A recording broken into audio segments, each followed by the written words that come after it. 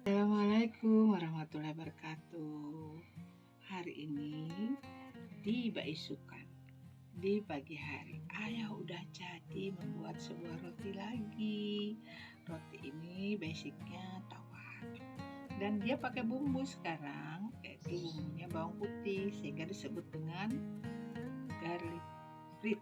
Nah, sekarang seorang penderita gula darah seperti Umi sering dilarang makan kue. Sementara Umi masih pengen makan kue. Jadi ayah berpikir gimana caranya bikin roti dari gandum bisa, dari tepung bisa, yang tawar saja. Nah, ini contohnya. Variannya adalah isinya ada keju, kemudian ada kornet atau daging cincang. Nah, di situ juga ada yang hijau-hijau ini, apa namanya? Daun bawang, sehingga harumnya itu luar biasa. Nah, kalau kita lihat nih, teksturnya dia crispy.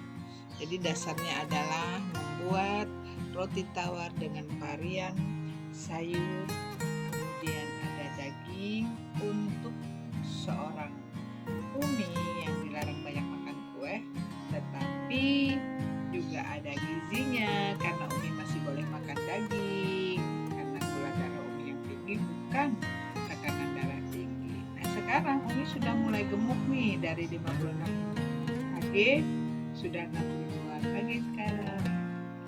Nah, salah satu makanan yang dicoba untuk sehat adalah roti tawar buatan ayah. Terima kasih, kita coba ya.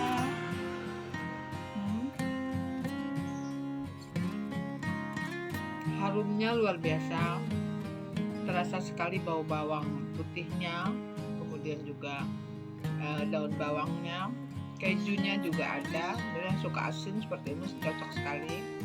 Kemudian rasa daging cincangnya atau kornetnya juga enak. Jadi untuk sarapan pagi, daripada Umi beli nasi kuning atau makan nasi yang banyak, maka ini salah satu pengatasannya, perut kenyang.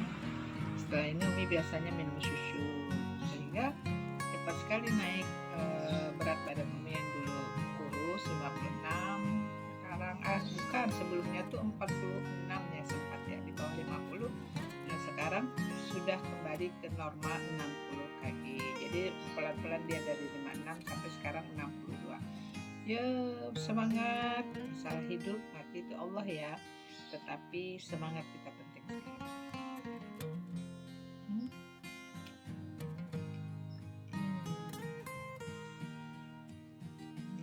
Lihat semuanya, ya, enak sekali.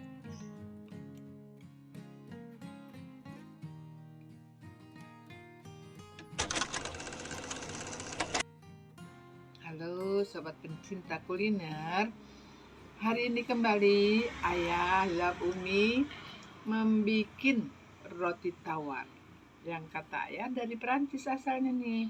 Roti ini dimakan enak sekali dalam keadaan hangat-hangat seperti ini juga.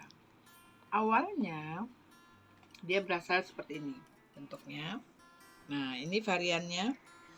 Aslinya roti ini terbuat dari gandum atau tepung dan dia tawar, tidak menggunakan gula.